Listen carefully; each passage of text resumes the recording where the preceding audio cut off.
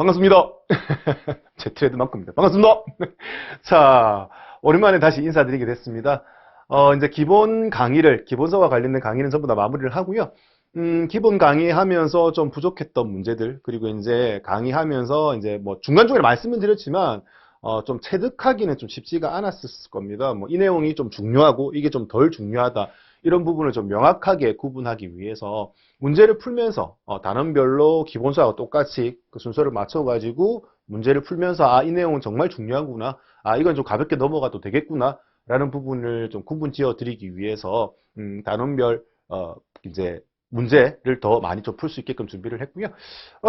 앞선 설명과 같이 문제를 풀면서 뭐 빈도수에 따라서 중요도에 이게 좀 중요하구나, 덜 중요하구나 구분하실 수 있는 시간 충분히 만들어 봤습니다. 그리고 이제 수업을 진행을 할 때 기본적으로 한번 학습을 혼자서 스스로 풀려고 노력을 했다라는 전제 하에 문제풀이를 진행을 할 겁니다.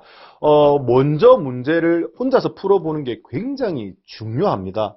이유가 문제를 출제해달라고 의뢰를 할 때 기존에 있던 문제를 똑같이 출제해달라고 의뢰하지는 않습니다. 기존에 출제되었던 문제를 변형시킨다든지 아예 다른 새로운 문제를 내달라고 요청을 하게 되는 거거든요. 그러면 이제 여러분들 입장에서는 똑같은 문제를 보기는 쉽지가 않을 거라는 겁니다. 그렇게 되면 이제 대부분 다 시험 치실 때는 처음 보는 문제일 텐데 처음 보는 문제를 접했을 때 문제 해결 능력을 키우셔야지 고득점이 가능하다는 겁니다. 그래서 뭐 기본적으로 기존에 출제됐던 문제에서 약간씩 변형을 시켰던 그런 문제라성 치더라도 일단은 처음 본다는 마음으로 이렇게 연습을 하셔야지만 실수를 안 하실 수 있다라는 부분으로 이제 귀결을 시켜가지고 정리를 좀 해두시면 좋을 것 같습니다. 그래서 그런 부분에 대해서 혼자서 충분히 문제를 풀어보시고 고민하는 과정, 이거 어떻게 풀어야 되지? 시간이 좀 많이 걸릴 것 같은데, 정말 좋은 시간이에요. 여러분들 그렇게 학습하시면서 뭐 의문점, why,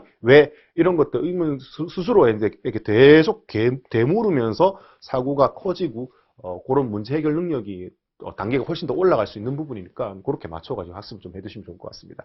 자, 그 다음에 이제 문제를 풀다 보면은 정말 이건 기본서에도 없고 엽기적인 문제 이런 문제 나와? 가볍게 보고 넘기세요. 너무 그 문제에 대해서 깊이 있게 보려고 하지 마시고요. 기본서도 언급도 안 됐는데 그 뭐 변별력 문제 나왔다 이런 부분에 대해서는 이런 게 있구나. 왜 다시 나올 확률은 좀 많지 않다라는 부분입니다. 그런 문제에 대해서는 그래서 그거는 좀 가볍게 넘겨가면서 보시면 좋겠다라는 부분을 권유드리고 그리고 이제 300 문제가 있습니다. 그래서 그 300제 문제를 풀면서 한 번 더 다질 거예요. 300 문제 자체도 단원별로 정리가 되었기 때문에 그런 부분 풀면서 약간 좀 난이도 높은 지엽적인 문제까지 같이 좀 터치를 하실 수가 있고요. 그리고 제일 마지막에 이제 모의고사 문제가 있으니까 그 모의고사 문제를 풀면서 내가 학습하고 있는 정도가 잘 되고 있다, 아니다 스스로를 이제 뭐 체킹할 수 있게끔 준비를 해드렸습니다. 그래서 100분율로 따졌을 때 만약에 100분율에 뭐 60%도 안 된다. 그럼 60%안 된다고 했을 때는 기본서 내용을 좀 더 충실히 보셔야 된다라는 부분인 겁니다. 근데 이제 뭐 안정적으로 80점 이상이 나와. 그러면은 이제 이 문제지까지 다 풀게 되면은 난 진짜 고득점 받고 싶어라면 또 다른 뭐 기능사라든지 산업기사, 자동차 정비 기준을 말씀드린 겁니다. 그 기능사, 산업기사 있던 기준의 기출 문제들을 좀 더 더해서 풀이를 해본다든지 그래서 수준별로 맞춰가지고 학습 단계를 결정하실 수 있게끔 준비를 해드렸습니다. 자, 그리고 교재 제일 처음에 보시게 되면은 여러분 선배죠. 최종 합격을 하셔가지고 노트를 정리를 해 두셨습니다. 그래서, 이런 부분에서 정리를 할 때, 색깔 볼펜 써가지고 형광펜도 칠하고 빨간색 볼펜도 칠하고 이래가지고, 이런 부분은 좀 중요하구나라고 구분 지을 수 있게끔 또 정리를 해 두었기 때문에, 그 노트를 보시면서도 한번 기본서의 내용도, 리뷰해 보시면 좋을 것 같고, 그리고 이제 각 챕터부터 이제 자동차 일반, 뭐, 엔진 전기 셰시라고 되어 있지 않습니까? 그래서 그 파트별로 QR코드를 다 넣어놨어요, 노트에. 그래서 QR코드를 스캔하시게 되면은 또 영상으로, 동영상으로 요약된 내용을 학습하실 수 있으니 그것도 좀 충분히 좀 활용을 좀 해 주셨으면 하는 바람입니다.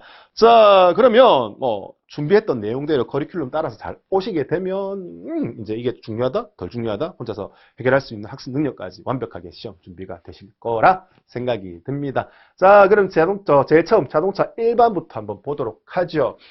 자, 자동차 일반의 이제 섹션 1이라고 해서 자동차 정의와 분류라고 이야기를 했던 부분인 겁니다. 정의와 관련돼서는 문제 나올 확률이 그렇게 많지는 않습니다. 근데 자동차가 뭔데라는 부분 충분히 좀 한 번씩은 좀 봐두시면 좋겠다라는 부분인 거죠. 뭐 원동기를 이용해서 육로를 이동할 목적으로 만들어진 용구, 근데 뭐 가설된 선은 안 된다. 뭐 그 정도 선이었던 것 같습니다. 그래서 그렇게 정리를 해두시고, 자, 그다음 한 번씩 뭐 미비하게나마 한 번씩 출제되는 내용이 보면은 이제 자동차 분류와 관련된 내용입니다. 그래서 자동차 분류는 이제 자동차 관리법상 이제 분류에 관련된 이야기를 많이 했었습니다. 그래서 자동차 분류는 자동차 관리법에서 승용, 승합, 화물 특수 이륜 이렇게 5가지로 나눌 수 있었고, 그 승용, 승합, 화물 특수 이륜을 각각 내리는 정의에 대해서도 알고 계셔야 된다는 부분인 거죠. 그래서 그 정의에 대해서 알고, 그 다음에 그 정의에 해당되는 내용의 또 분류, 승용은 또 경형, 소형, 중형, 대형 각각 그렇게 나뉜다라는 부분까지 전부 다 한번 터치를 해 보실 필요성이 있다라는 부분인 겁니다. 자, 그래서 1번과 관련된 내용은 틀린 거 고르라는 거였고요. 1번은 이제 승합과 관련된 정의에 대해서 이야기가 나오고, 2번은 이제 승용의 대한 정의, 그리고 3번은 승용에서도 또 이렇게 배기량과 크기에 따라서 분류한다라는 내용, 그리고 이제 여러 개 되시면 배기량 나누는 기준, 그 다음에 차량 외형과 관련된 내용까지도 전부 다 봐두시면 좋겠다라는 개념이고, 내용이 좀 기억이 안 나요 하시면 당연히 또 3페이지, 기본서 3페이지 돌아가셔가지고 표의 내용 한 번 더 보시면 좋겠고, 여러분 선배가 작성을 한 요약 노트입니다. 요약 노트 제일 앞쪽에 있는 내용에서도 자동차 일반에서 그렇게 표로 정리를 해뒀거든요. 그래서 그런 내용 한 번 더 보면서 편하신 거 보시면서 정리를 하시면 좋겠습니다. 그리고 또 기본서를 학습하시면서 마인드맵 가지고 수업을 했으니까 그 마인드맵 정리가 좀 편하다, 편했다, 마인드맵 정리를 잘 돼 있다 하시는 분들은 그것도 활용해가지고 학습을 하셔도 되고, 아니면 내 개인 노트를 만들었다? 그럼 그것도 통해서 학습을 하시면 된다는 겁니다. 그래서 여러분 눈높이에 맞춰가지고 학습하시면 되고, 뭐 늘상 말씀드리지만 공부를 잘하고 싶어요. 자동차 구조 원리 어떻게 학습하면 됩니까? 라고 질문을 주시는데, 항상 얘기합니다. 여러분 스스로 엉덩이를 가장 의자에 많이 붙일 수 있는 학습 방법으로 하시면 된다라고 얘기를 했었거든요. 그러니까 개개인마다 차이는 있을 수 있어요. 나는 문제 풀면서 학습하는 게 편하다. 문제 풀면서 관련된 이론 내용 학습할 때 시간이 그나마 잘 가더라. 공부하는 건 뭐 그렇게 좋아하시는 분은 없을 것이니까. 그래서 그렇게 문제풀이 형식이 맞으면 문제를 풀면서 개념을 정립하시는 방법이 그게 좋으시면 그렇게 하시면 되고요. 아니면 나는 내가 배웠던 내용 노트 정리하는데 시간이 잘 가. 그럼 노트 정리하시면서 그렇게 이렇게 많은 시간을 투자를 하시면 되겠습니다. 뭐가 됐든 시간을 많이 노출시킬 수 있게끔 장시간 공부할 수 있는 방법이 나한테 맞는 학습 방법이다. 이렇게 생각을 해주시면 좋을 것 같습니다.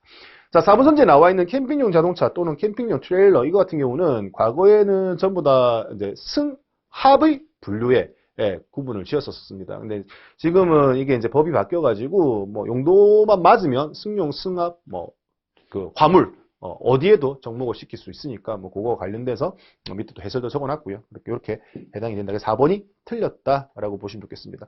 이때 문제 출제가 되었을 때 기준 자체에서는 이제 승합으로 분류가 되었었으니까 그렇게 이제 이렇게 문제가 나왔고, 과거에 이런 문제가 있었다라는 정도만 아시고, 이거는 이제 문제 나올 확률이 많지 않겠죠. 지금 다 접목이 되니까 나온 김에 1번, 2번, 3번 즉 분류와 그 다음에 각각의 정의와 분류에 대해서 한 번 더 생각을 좀 해보시면 좋겠다라는 보시면 좋을 것 같습니다. 자, 이제 2번 문제입니다. 자, 보기에서 용어죠. 용어와 관련돼서 좀 얘기가 나왔는데, 옳은 것을 모두 골라라 라는 부분인 겁니다. 자, 그럼 보죠. 자, 뭐라고 되어 있습니까? 상사점이라고 표현되어 있습니다. 피스톤이 제일 위에 머물렀을 때, 그죠? 실린더 내에서 제일 위에 머물렀을 때 그 포인트를 상사점이라고 얘기를 하죠. 자, 피스톤이 실린더 최상부에 있을 때 제일 높은 부분 상사점 좋습니다. 표현 괜찮네요. 1번 맞는 내용이고요. 기억 맞는 내용이고, 자, 실린더 최적입니다. 실린더 최적이라 함은 실린더 전체에 관련된 부피를 얘기하는 거고, 얘 같은 경우는 피스톤이 하사점이죠. 제일 낮은 부분에 있을 때 위에 차지하는 전체적인 공간을 우리 실린더 최적이라고 얘기를 합니다. 피스톤이 하사점에 있을 때 상부의 부피 전체를 이야기를 한다. 이거 괜찮네요. 자, 행정입니다. 방금 표현했던 그 상사점과 하사점 이동하면서 생긴 거리, 이거를 이제 우리 행정이라고 하고, 그 이동하면서 생긴 거리의 부피를 우리 뭐라고 한다? 행정 최적이라고 이야기를 하죠. 자, 피스톤이 왜 상사점에 올라갔을 때 그 위에 부피는, 위에는 연소실 공간이잖아요. 그렇기 때문에 그걸 뭐라고 한다? 우리 연소실 최적이라고 표현이 되어야 한다라는 부분인 겁니다. 그래서 우리 이렇게 표현을 했었잖아요. 그래서 이걸 우리 행정 최적이라고 표현했기 때문에 리얼만 틀린 내용이다. 그 외에 기역, 니은, 디귿은 맞는 내용이니까 그거 세 개가 맞다라고 묶여진 1번 선지가 답이 된다라는 부분이겠네요. 그래서 이렇게 깔끔하게 정리를 하시면 되겠습니다. 자, 그 다음에 3번 문제인데, 자, 문제를 계산 문제, 으아, 어떻게 라고 하지 마시고, 계산 문제가 나오면 한번 지그시 봐보세요. 그리고 이제 이 영상을 만약에 보고 계시면서 내가 처음 문제풀이를 하고 있다. 이거 하지 마시라고요. 영상 빨리 멈추시고 혼자서 문제를 보고 어떻게 해결할 건지 답 딱 가리시고 연습을 해 보셔야 된다는 겁니다. 연습장 꺼내가지고 이거 어떻게 하면 해결하면 될까? 계속 연구를 하셔야 돼요. 그 과정이 있어야지만 어떻게 된다?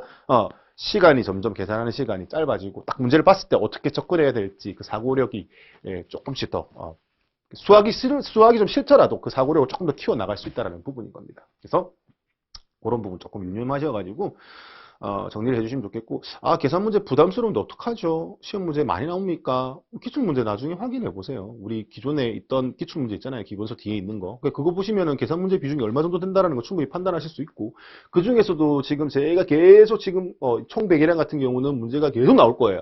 비슷한 유형의 문제. 그러면 그만큼 계산 문제 중에서 중요도가 높다라는 부분인 거고, 근데 정말 다행인 거는 계산 문제의 그 범위 종류 굉장히 그렇게 다양하지는 않습니다. 간단하게 정리해서 여기 파트에서는 각 파트별로 출제될 수 있는 문제들이 딱 정해져 있기 때문에 그런 부분 너무 걱정 안 하셔도 된다라는 부분인 겁니다. 자, 보죠. 총 배기량이 얼마인지 계산하는 문제인 겁니다. 자, 그럼 총 배기량이 얼마냐? 총 배기량.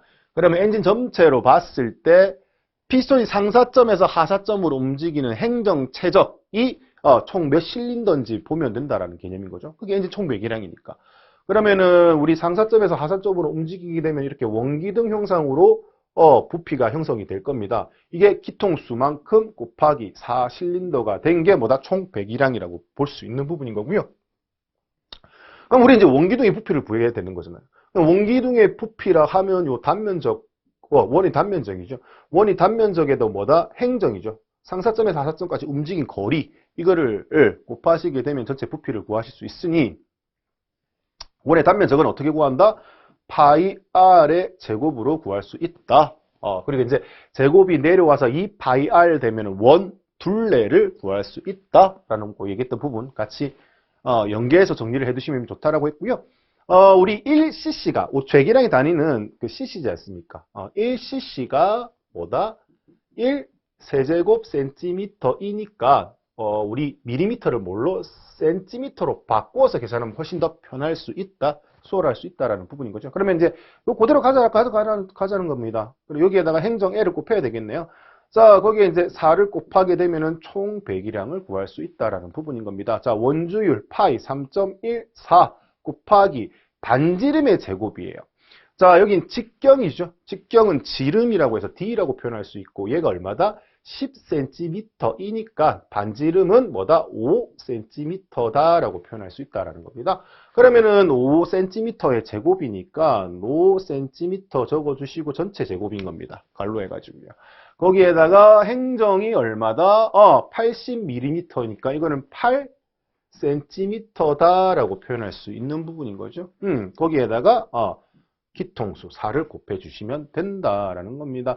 자, 이렇게 쭉 전개를 하고 보니 계산하기가 여간 좀 까다로운 것이 아닙니다. 그러면 좀 쉽게 어림잡아서 계산하는 방법에 대해서 연습을 좀 해주실 필요성이 있다는 겁니다. 그렇기 때문에 이렇게 문제를 좀 많이 풀면서 스킬을 좀 키우시라고 그렇게 설명을 드리거든요. 자, 3.14에 이건 어떻게 손댈 게 없고요. 55, 25입니다. 25cm가 두 번 곱해졌으니까 제곱이라고 표현하면 되고요. 각각 묶여있기 때문에 여기도 제곱 된다라고 보시면 되는 거죠. 그리고 55, 25 제곱 센티미터. 거기에 8에 센티미터가 하나 더 붙었기 때문에 또 곱하면은 제곱 센티미터에 센티미터가 곱해지면은 총 몇 번? 3번 곱해진다. 그래서 세제곱 센티미터다라고 표현할 수 있고요. 그게 뭐다? cc라고 표현했기 때문에 지금 선지에서 보시는 것처럼 1, 2, 3, 4 선지에 전부 다 단위가 cc로 통일할 수 있다라는 부분인 겁니다. 자, 그러면 단위는 이제 생략해도 되겠죠. cc가 됐기 때문에. 자, 25. 여기는 뭐다? 8, 4. 4하고 25하고 이렇게 묶으면 뭔가가 될 것 같죠, 일이? 그래서 여기 25를 4번 곱하게 되면은 2번 50, 4번 100이잖아요. 그럼 얘가 뭐가 된다? 아, 100이 되구나.